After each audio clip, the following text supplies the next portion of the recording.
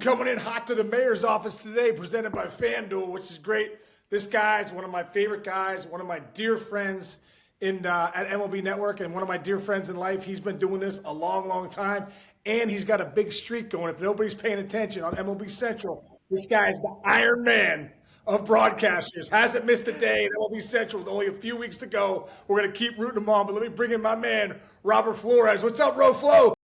Case, what's up, man? How you doing? I'm doing great, dude. Hey, that is pretty fun, though. You have to admit, you having this streak going at MLB Central. Well, D-Row every once in a while, he's missing a Monday or Tuesday. Yeah. He's over at TBS, but you're just grinding it out. Yeah, it was funny. Last week when we celebrated the 30th anniversary of Cal Ripken breaking Lou Gehrig's streak, I told our producers, hey, I would like for you to mention my streak of not having missed a show since July of 2024. So we have a good time, and we definitely like to poke fun at each other and ourselves. So we have a good time. It's great, dude. It is. For you've been doing this a long time. I mean, I think you've been on back with ESPN back in 2005. Yeah. Back in like the local, since 92, you were back local Texas, like Waco and places like that. For you, RoFlo, being this, you've been in the industry over 30 some years, and now you've been at MLB Network for almost 10 years now. How has the business changed, and what's become your sweet spot of broadcasting? Well, it has changed a lot. I always like to, especially when I talk to college students or young people thinking about getting into this business, I do bring up the similarities in our business and to what Major League Baseball players have to go through. I mean, you guys have to, more often than not, you have to ply your trade, you have to get better in the minor leagues, and that's kind of what we have to do as broadcasters. You're working in those smaller markets. I worked in Monroe, Louisiana, market 135, then I worked in Waco, and then I worked in Austin, and then I went to ESPN, and then I've been at MLB Network since 2016. So it's kind of like baseball. You do work in those smaller towns, and you try to get better and refine your craft. But the business has changed tremendously. Look, when I started at ESPN, social media really wasn't the thing that it is now. Cell phones, smartphones, they were just on the brink of becoming widely available. So I kind of feel I came in at ESPN as on kind of that last breath of what we think of, what you and people our age think of as that traditional sports center. Now everyone has the potential to have Sports Center in their pocket with their phones. So it has changed quite a bit. Yeah, no, it's true. I mean, almost everyone could just flip on their, kind of like we're doing here. I mean, we're doing a little podcast. Right. I'm flipping on my phone. Has a podcast, Case. Everyone's got a podcast, dude. Who doesn't have one? There's a million of them. I'm sure you're asked to be on tons. I'm on. It's ridiculous. I'm like, yeah, come on, your podcast. But it is true to see. I could think back to when you were on Sports Center. I can only imagine what it's like now in 2020 years later, 2025. The game where we get our information has changed. But I do think the production value, though. You turn on an MLB Central, you turn on an MLB Tonight, you still turn on a Sports Center. You still can't get that same production value with your phone. No doubt. And the thing that I think are always cognizant of, aware of is, what can we give the audience that they can't get from Instagram or from Twitter or from their mobile phone? So we try to, and I know our show and really all the shows across the network, we try to give the fans incredibly detailed analysis, right? If the people that are watching MLB Network, more often than not, they are huge baseball fans. They know the game very well. They know the teams and the players and the storylines. So it's incumbent upon us and analysts like yourself to give them something that they can't get themselves. And I think that you guys do, our analysts you yourself and Dero do a great job, and others do a great job of really drilling in and grinding down and letting people behind the curtain on what it's like to play at the major league level and what's going on while they're at those stadiums on a nightly basis. Yeah, I think that, I know for me, that's what I try to think of too. Like, what could I bring to the fans? Can I bring them into the clubhouse? Can I bring them into the batter's box? Can I bring them places that somebody that's talking somebody's talking sports has never been? So you're, right. I mean, I think that's what separates, MLB Network, or places you can get some expert opinions, maybe just from anybody else, which is pretty cool. Dude, for you, you're a huge Astro fan. And if you watch MLB Central, first off, you're one of the funniest guys on TV. If you're paying attention to MLB Central, I find myself becoming a fan when I'm on with you, because I'm like, man, where's RoFlo getting this stuff? I mean, just quick. But if you're on MLB Central and you're watching us, and watching what you're doing, you're always kind of talking about the Astros, and which I love that. I could see little Robert Flores, like that little fan. It's still living in you there. When did you become? You grew up in Houston, but when did your love for baseball come? What were some of your favorite Astro teams? Why have they kind of captured your heart? Well, like you said, I grew up in Houston. I grew up going to a lot of games, at the old Astrodome. I remember sleeping in the parking lot when I was 16 years old, waiting to buy tickets for Game 1 of the NLCS against the Mets, and now. All these years later, I share an office with Ron Darling, a member of the New York Mets. So I've always, it was my first love. I grew up playing it. It was the thing that I grew up playing the most. I always tell people it was very mediocre. I played some first base. I was pretty good with the glove. Could not hit a lick to save my life. But I blame that in part because terrible coaching. We had no idea what we were doing. They're telling you to, put back elbow up. We had no idea. But yeah, I just grew up going to a lot of Astro games, and they were definitely the team that I root for. I still root for them now. I'm a diehard Houston sports fan, pretty much through and through. So, but yeah, I've got a lot of good memories going to those old to the old Astrodome. Who was your favorite player growing up? You're like, I want to be this guy. Yeah, for me, it was Cesar Cedeno. And I'm sure that's not really a player that is widely known, certainly outside of Houston. Houston had a lot. The Astros, there were times, especially when I was little, they were not very good. And he was like their only all-star. He was their only, maybe him and Bob Watson. But that was my guy. And then later, as I got older, became a huge fan of J.R. Richard. That 1986 Astros team, that's the one that I really, that was kind of like my first heartbreak. Them losing that amazing series to the Mets when I was 16. That was Mike Scott, Nolan Ryan. Was Nolan on that team? Nolan Ryan, Mike Scott? Yeah, it was, yes, it was Mike Scott, Nolan Ryan, Vern Rule, Bob Nepper. But Mike Scott was the horse of that lineup. And if they had, or that rotation, if they had somehow found a way to get to Game 7, I think they would have pulled it off.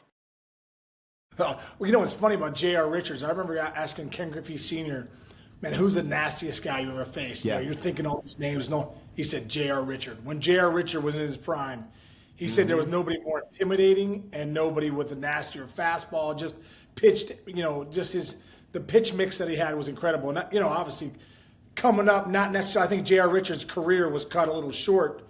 He suffered a stroke. Yeah, he suffered a stroke in he started the All-Star game in 1980 at Dodger Stadium and was filthy. I mean, think about that. That dusk, it's being played in L.A. prime time, so that's around 5:00 L.A. time. And here's this dude, 6'8", coming off the mound, bringing 95 plus with a nasty slider. But it was after that All-Star game, soon after that, he suffered a stroke and unfortunately was never able to come back. Derailed him. I did not know that. Wow. Yeah. Well, geez, incredible career up, obviously up to that point, and I got to see JR before he passed coming around and stuff like that. So I used to love going to Houston too, man. Well, first off, I love the Bluebell ice cream. Right? Yes. Isn't that Bluebell? Is that what's called Bluebell? Yes, it is Bluebell ice cream. It's I Bleav it's made in Brenham, Texas, which is right outside of College Station, the home of Texas A&M. So that's about a little more than an hour outside of Houston, a little bit more depending on what area you come from. But man, that is some good ice cream right there. I remember, after the games, I get the clubbies. I'm like, hey, dude, make sure you get me a humongous 32-ounce Bluebell. Get me the vanilla. Throw a couple ice cream bars in there. Make sure I have it when I'm walking after the game. But I used to love going to Houston for that Bluebell ice cream. Don't forget the Whataburger. Don't forget Whataburger. Whataburger. Yes. Oh, dude, Adam Dunn be like, dude, we're going to Whataburger after the game. I was like, did we just eat the spread? He's like, yeah, we need 3 Whataburgers and some fries. Huge guy. Huge. Yeah, huge. Before I get to some baseball, I want to go one other place that you and I have a lot in common. We both love wrestling. We both love WWE or NWA, And one of my favorite things I've ever done at the network was when you and I covered SummerSlam years ago out in Barclays Center, which was so fun. They gave us those great tickets. We were right there, dude. What your love of wrestling? Because dude, I'm 51 years old, and for whatever reason, I still love wrestling. Yeah. And, what about you, dude? Like, when did you get into wrestling and who were some of your guys, when you were a kid that you were like, I want to be that guy? Well, I grew up, the love of wrestling really comes from my grandfather. We would, at Friday night, my parents would sometimes drop off myself or me and my younger brother. And it was Friday night wrestling, Houston wrestling. Yes. They would have matches all the time at the Sam Houston Coliseum. We would get some donuts from Shipley's Donuts. And then we would watch wrestling on Friday night. And if I fell asleep, they would show a replay of it on Saturday morning. So that's definitely all from my from my grandfather. But, I always tell people, whenever it comes up, they're like, you like wrestling? And sometimes I'll ask, well, do you like reality TV? And if they say yes, I'll say, well, that's professional wrestling. That's what it is, except they're a little more physical. They tend to beat the hell out of each other a little bit more, and maybe they're more oiled up. So, but it's basically the same. It's just a male, like I said, an adult kids male soap opera, if that's how you want to phrase it. I agree, dude. I still can't get enough of it. The good guys and the bad guys, and I still love it, man. I don't know what it is, and I'm telling you, I think you know this story, but years ago when I was in the big leagues, I connected with John Cena, and I was always like, "Hey, are those chops real? Are you really hitting each other?" He's like, "Yeah," and I said, "Can I chop you one time?" And I let him rip. I let one rip, RoFlo, just wham! I chopped him. I was like, "Man, is this guy way thicker than I thought?" And then he said, "Hey, listen, if you chop me, I get to chop you back." And he hit me with a chop, RoFlo. I'd rather line up against Randy Johnson or Nolan Ryan in their prime and say, just rip one into my ribs. But don't ever hit me again, John Cena. I actually thought I was having a heart attack. Was it like a knife edge chop or was it like an open slap? It open slap. He goes, just slap me as hard as you can right here. He goes, slap me as hard as you can. He goes, and then I'll slap you. And I remember hitting him, and he was like, when he said good sound effect, I was like, I'm in real trouble right now. I'm in real trouble. And then he just lit me up. And RoFlo, he hit me right in the heart area. I went down to the ground. I actually thought I was having a heart attack. Great. John Cena. I'm going to get killed by John Cena. That's going to be my obituary. Heck of a way to go out. Jeez. Well, dude, while I have you here, obviously you are in it every single day, living, breathing Major League Baseball. Here we are, 2025. We're in September, and we're down the home stretch where we kind of have a beat on what's going on right now. I want to start with your Houston Astros because obviously that's where you love, and they're one of the best teams in baseball. First off, did you think they would be where they're at, losing Bregman, losing Presley, losing Tucker? Did you think they'd be where they're at, and where do you think they stand coming down the stretch here? Yeah, well, first question, no, I did not think that they would be where they're at after all that they lost, and not only all that they lost in the offseason, but all the injuries that they sustained during the course of the season. You know, I remember right before the All-Star break, they swept the Dodgers in LA. And really, if you look at the numbers, that was kind of their high point. And ever since then, it has been a real struggle. And I don't know if some of that, I'm sure some of it is, all the injuries maybe just finally catching up to them. They're getting some of the guys in the rotation back, although they did lose Spencer Arrighetti probably for the season. But you lose Josh Hader, probably, you know, they're not sure if they can get him back for the postseason. That's their hope. But then you lose a couple of other pieces. Jordan is back. That helps tremendously. But yeah, man, they're leaking oil. I don't know if they're gonna hang on. I like the way the Mariners are lined up, but then again, don't sleep on the Texas Rangers. Yeah, dude, can you believe the Rangers are a game and a half back? I almost feel like you can't count out if Bruce Bochy's managing. You just can't count out the team. Like, what do you see in the Rangers? What do you like about them? Yeah, I mean, it's funny, right? I mean, I'm wondering, have you ever been on a team where you lose stars and big pieces like Semien, Seager, Garcia? Now, granted, the last two, they're coming back, but these new guys come in, unheralded new guys, and they push the team forward. It is certainly unexpected for sure. It really is. I mean, when you have a Gashioka hitting fifth in your lineup, you're relying on Jake Burr to come in. You got all these young kids. You know, Josh Young's your 3-hitter. I'm just impressed. He's out. You thought when all that happened, they would just go to the wayside, and then here they are, really making a charge. I mean, a legit charge, being a game and a half out, and almost feel like the Mariners are now trying to hold on to this whole thing. Yeah, no doubt. You know.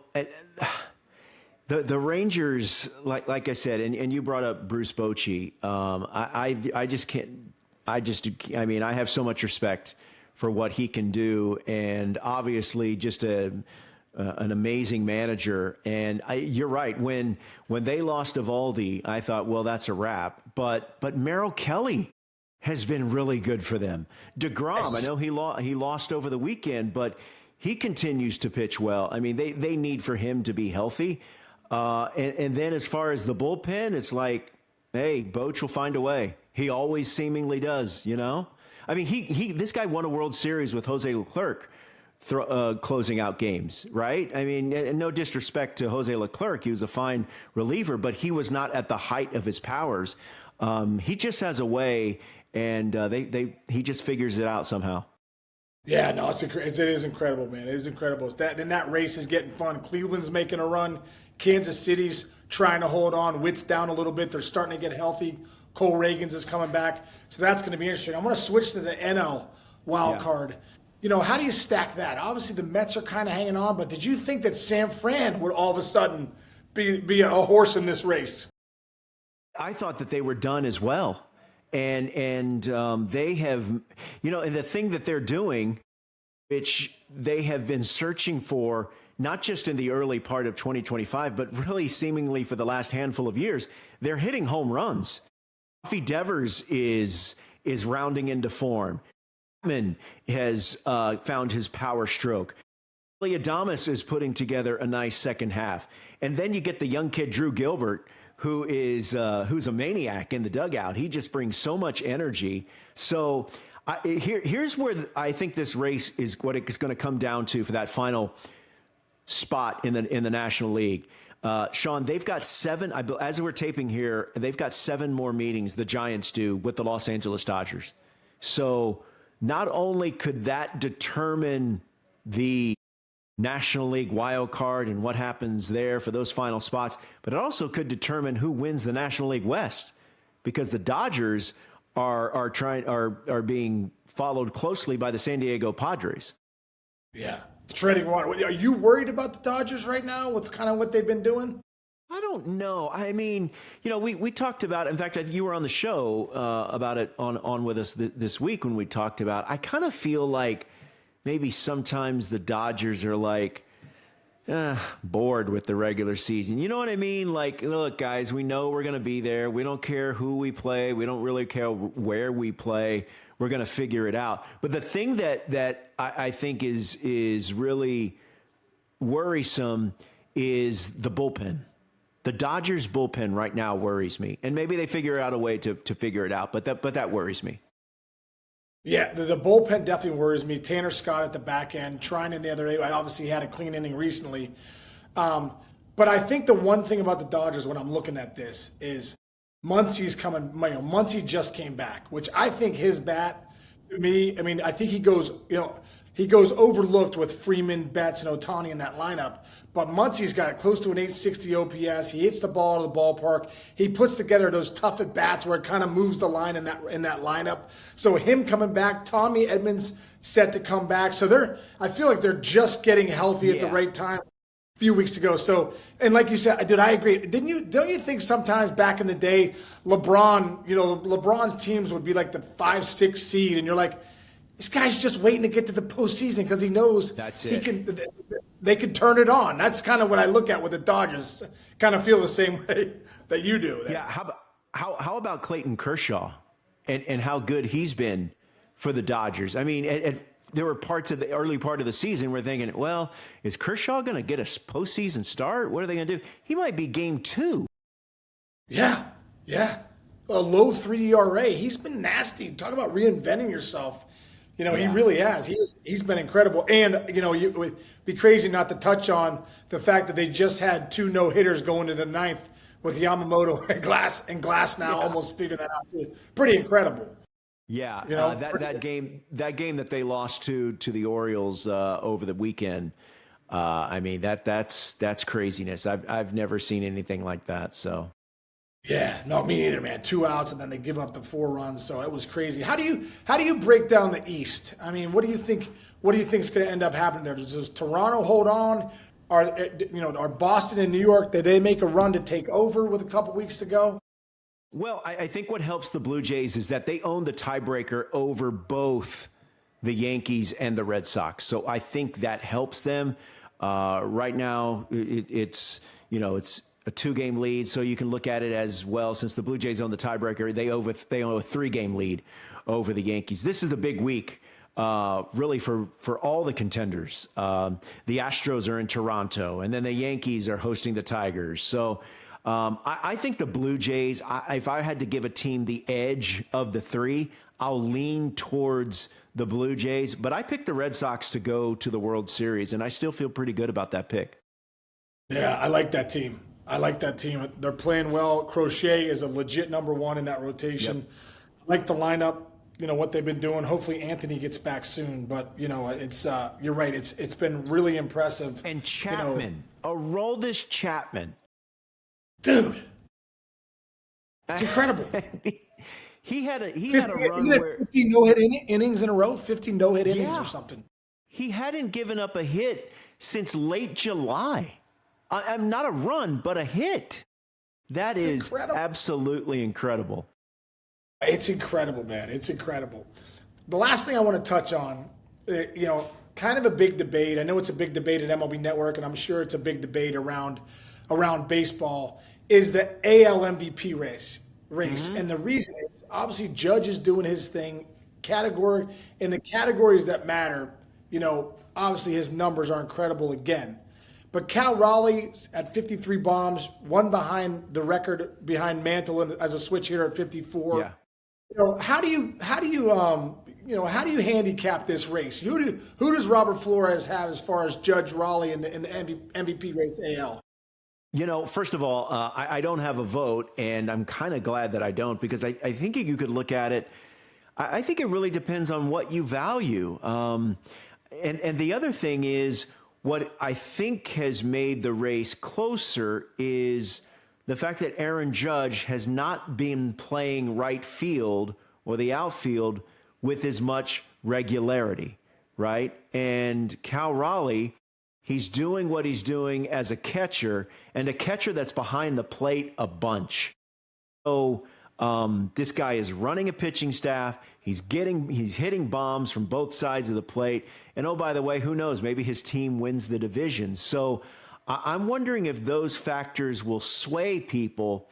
But when you're just matching their hitting performances, yes, Cal Raleigh has 54 bombs, but Aaron Judge still has him in several big time categories, both traditional and then more analytical as well.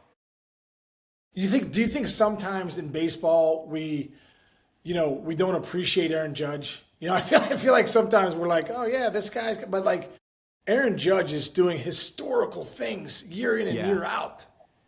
Yeah, and look, I mean, that's kind of the way media and fans, that's kind of the way we consume sports and entertainment. I mean, we tend to, we're just a generation in a country full of haters. That's really what That's we so are. true. I mean,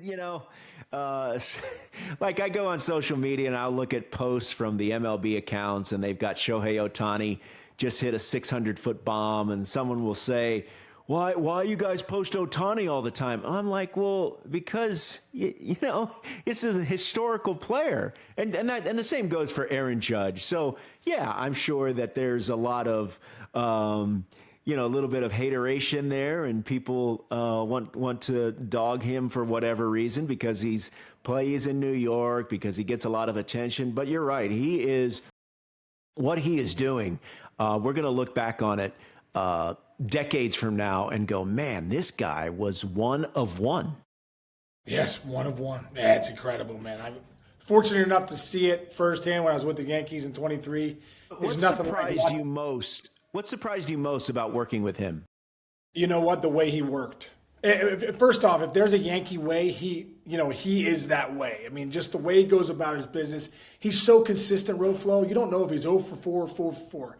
Has a presence about him that, he's the star on the team, but he's the most humble guy you'll ever meet. I actually think he's as good of a guy, better of a guy than he is as a player, and I think he's the best player on the planet. So yeah, it surprised me how good of a human being he was, really, at the end of the day. So it was just grateful, and just to watch what he could do on the field that no one else could do.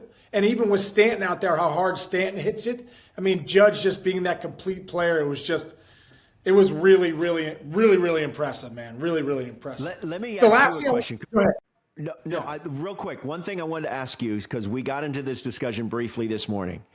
If Giancarlo Stanton reaches 500 homers, is he a shoo-in Hall of Famer? I say yes, and there were some that were giving a little pushback to that. I say yes. I mean, this guy, go back and look at his numbers with the Marlins. We forget all his years with the Marlins. I think we remember a lot of years with the Yankees where he's been banged up, grinding, trying to get through things. But, this guy might be might hit a baseball as hard as we've ever seen in the last 150 years in the game. Seriously. I mean, his exit velo is at 121, 120. It's incredible. It's crazy. And it's crazy. So you can't go back. If you really have to look at the body work of Giancarlo Stanton, you got to go back to Florida and see what he did there when he was clearly the best player in baseball for a time period there. So I think 500 homers gets him in. I really do. And at the end of the day, being around long enough to get to 500 homers is not easy to do. He's had to persevere through a lot. He's had to bounce back through a lot of adversity. So that's part of it, man. That's part of it. Not everybody gets to 500 for a reason, because it's tough to do. I agree. And that being said, I think Gary Sheffield belongs in the Hall of Fame, but dude, I don't have a vote. 100. So. Dude, Sheffield should be in the Hall of Fame, no doubt. I played with Gary Sheffield in 2007. First off, one of my favorite teammates. Second off, never seen a guy, him and Giancarlo Stanton and Judge, hit the ball harder than anyone I've ever seen in my entire life, dude. Sheffield was like, and his philosophy, RoFlo, was, hey, Case, I'm trying to go deep 3 times. I get 3 shots. We're trying to go deep 3 times. And he never struck out. He has more walks than strikeouts, which is incredible. That is amazing. Is unbelievable. Considering how hard he swung, how as a power hitter, to have those kind of numbers and not the strikeout numbers being so low, that's pretty impressive. It's incredible. It's incredible. RoFlo, of all your 30 plus years in this industry, Is there one or two interviews that sticks out to you where you had a moment you're like, I can't believe I'm talking to this guy one-on-one? You know what? It's not so much an interview, but I'll give you a couple of those type moments. And it was, when I was at ESPN, I was part of the College Football Saturday, and I would do the updates and host halftime and stuff like that. And to hear Brent Musburger say, let's send it to Robert Flores in the studio. I mean, that was pretty cool, you know. That's so- and also kind of more recent, to have Bob Costas in studio, and he's shooting the bleep with us, talking baseball, and he says, well, RoFlo, you know. And so those are kind of those moments where I'm like, man, if you had told 16-year-old me that you'd be working with or alongside of people like Brent Musburger and Bob Costas, you know, I'm not sure I would have believed you, but those are definitely kind of those pinch me moments.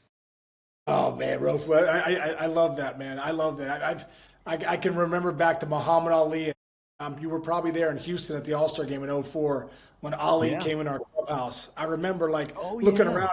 They're the greatest players of all time, but I was like, there's Muhammad Ali. I can't believe I get a chance to go shake his hand. Those are some of the things you think about. Like, so when you're talking Brent Musburger and Bob Costas, two legends, and they're in a conversation with you, you know, those are pinch me moments. No, they definitely are. So great, dude. Well, RoFlo, dude, thank you so much for your time today, brother. I believe you and I are locking horns one more time tomorrow, which will be great. And thank you so much for your time, dude. One of the best in the business. You're a dear friend. I thank you. Thanks a ton. I'll see you real soon, brother. You got it, Case. Anytime, man. Thank you. Thank you so much.